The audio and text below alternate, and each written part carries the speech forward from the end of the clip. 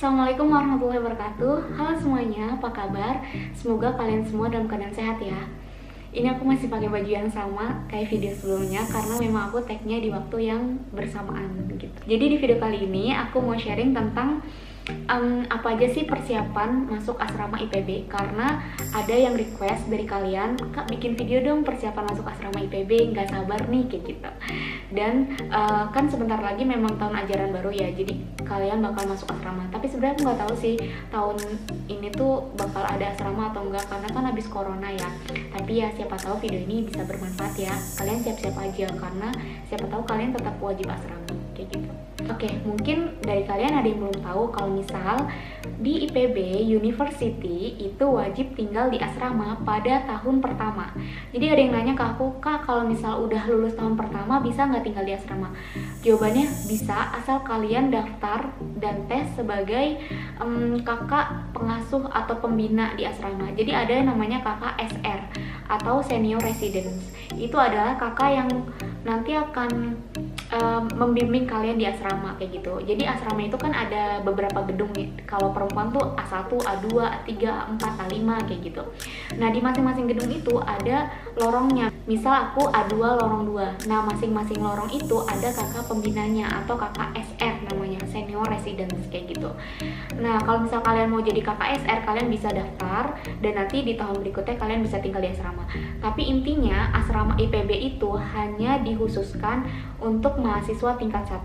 Tingkat 1 itu berarti kalian 1 tahun, semester 1 sama semester 2. Karena di tingkat 1 itu kalian masih ada di tingkat yang namanya PPKU, kayak kuliah umum gitu.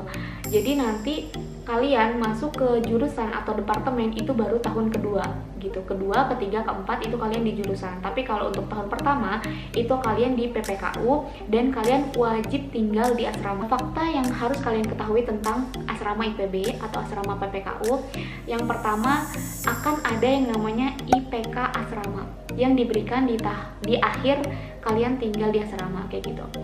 Yang kedua, satu kamar itu terdiri dari 4 orang yang kalian nggak bisa milih kalian mau di asrama berapa, kamar berapa, dengan siapa, itu nanti IPB yang menentukan.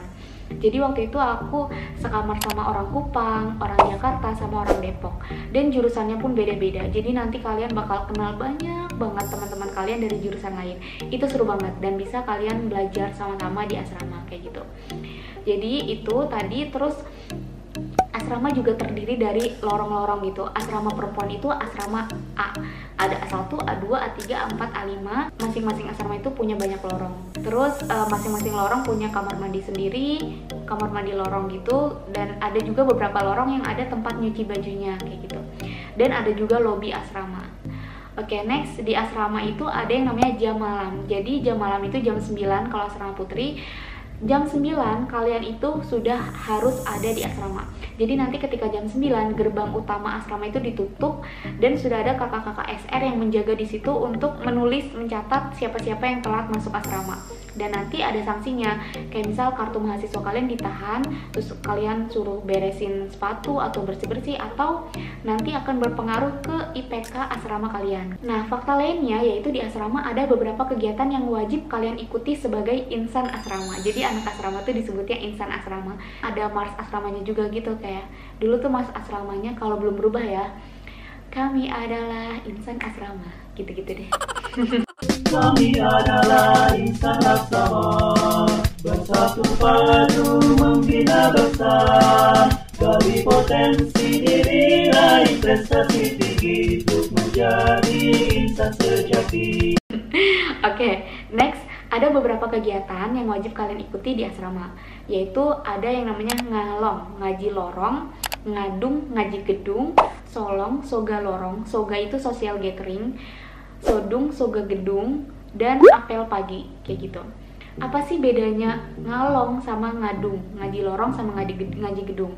Kalau ngaji lorong itu kalian acaranya cuma di lorong kalian sama teman-teman selorong, dipandu oleh kakak SR lorong kalian.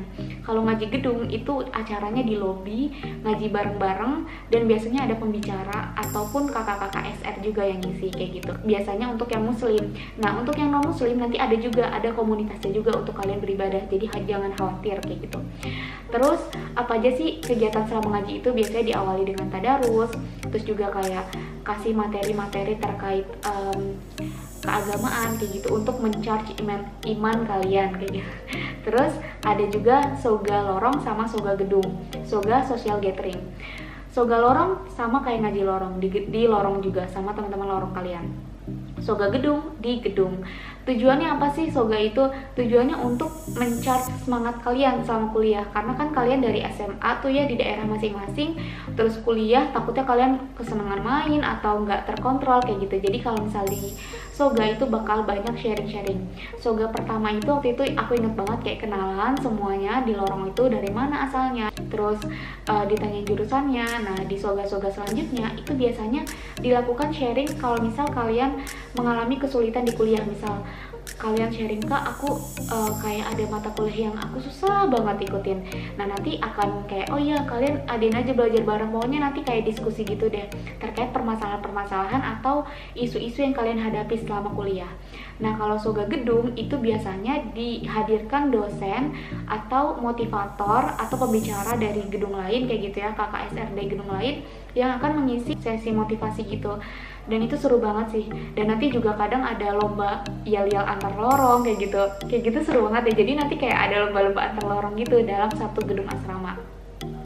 Terus juga ada apel pagi. Nah jadi apel pagi itu dilakukan jam 6 pagi karena di IPB itu perkuliahan ada yang mulai jam 7, kan kuliah itu beda-beda ya jadwalnya. Ada yang mulai jam 7, jadi jam 6 kalian wajib apel, terus kalian baris di lapangan asrama, terus kalian nyanyi mars asrama biar seger kayak gitu ya.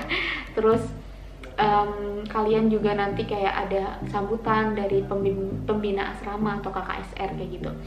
Nah, dan itu tuh semuanya ada absennya. Kalau misal kalian gak hadir, hukumannya atau imbasnya adalah nanti akan berpengaruh ke IPK asrama kalian. Lagi-lagi IPK asrama. Oh iya, di asrama juga ada wifi, jadi kalian jangan takut kalau kalian mau cari koneksi cepat di asrama, cepet kok wifi-nya.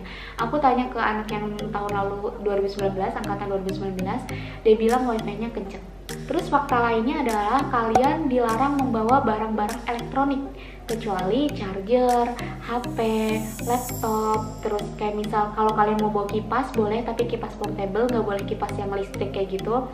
Terus kalau kalian bawa power bank boleh, tapi kalian nggak boleh bawa magicom ataupun kipas yang dicolok kayak gitu tuh nggak boleh ya. Hair dryer kayak gitu nggak boleh, karena nanti akan diadakan razia.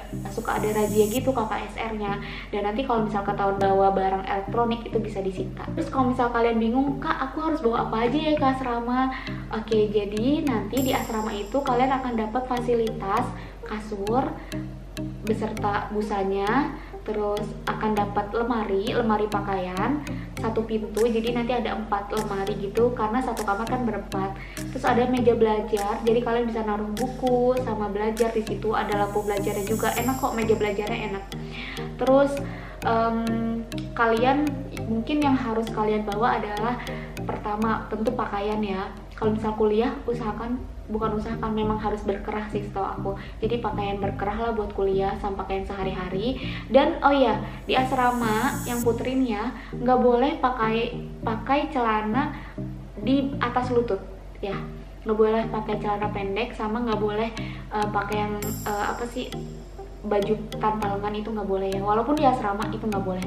Di kamar kalau nggak ketahuan it's okay, tapi kalau keluar kamar misal di lorong itu nggak boleh, apalagi di lobi, karena lobi itu, jadi lobi asrama itu terbuka, jadi kalian harus menjaga diri kalian dalam berpakaian kayak gitu. Terus tadi udah pakaian, terus alat sholat tentunya, terus juga buku, alat tulis, karena kalian kan tujuannya ke sana belajar ya. Terus alat mandi. Nah ini nih, ember, sikat, gantungan itu penting karena nanti untuk nyuci baju ya. Walaupun misal kalian mau laundry, tapi pasti kan kalau nyuci daleman itu kan sendiri ya. Jadi kayak kalian harus bawa itu, ember, sikat, gantungan gitu. Nanti ada tempat ngejemurnya juga di asrama. ATM pribadi, nanti ada ATM centernya di sana di IPB. Kalian harus punya ATM ya. Terus tapi biasanya kartu mahasiswa itu bisa dijadiin ATM ya. Dia memang bisa dijadiin ATM kartu mahasiswa itu. Terus kalian juga bawa alat makan. Nah, ini penting. Kalian bawa alat makan ya. Nanti setelah makan langsung dicuci sendiri, masukin kamar kayak gitu. Karena masing-masing alat makannya. Nah, terus yang penting lagi adalah kalian bawa obat nyamuk. Obat nyamuk tuh maksudnya kayak Sovel kayak gitulah, karena di asrama itu nggak ada kipas angin, nggak ada AC, jadi kadang suka ada nyamuk gitu. Jadi kalian bawalah itu Sovel atau apa kalau misal kalian suka digigit nyamuk. Tapi alhamdulillah dulu sih aku nggak suka digigit nyamuk ya, asalkan kalian dalam satu kamar itu bisa bekerja sama menjaga kebersihan. Jadi dulu aku ada jadwal piket, ada jadwal buang sampah kayak gitu. Walaupun ujung-ujungnya nggak terlaksana dengan lancar. Juga bawa jam tangan mungkin, karena itu kan penting ya, jam gitu, walaupun bisa lihat HP, atau jam dinding buat di kamar kayak gitu. Itu aja sih paling, kayak sepatu, sandal jepit buat di asrama ya, kalau sepatu buat kuliah kayak gitu. Dan payung kali ya, karena Bogor kota hujan. Itu aja sih kayaknya yang dibutuhkan. Kalau misal nanti ada kalian yang mau tanya-tanya, bisa kalian komen di kolom komentar. Kalau misal kalian komen di kolom komentar, yang lainnya tuh bisa sekalian baca gitu, siapa tahu yang lain punya pertanyaan yang sama, jadi bisa bermanfaat buat yang lainnya. Kayaknya sekian dulu video kali ini, semoga bermanfaat. Semangat untuk masuk asrama. Kalian harus bisa beradaptasi ya nanti, karena kalian tinggal satu kamar itu berempat dan berbeda-beda kepribadiannya. Terima kasih banyak udah nonton. Sampai jumpa di video selanjutnya. Maaf ya kalau ada kata-kata yang salah. Dadah. Assalamualaikum warahmatullahi wabarakatuh.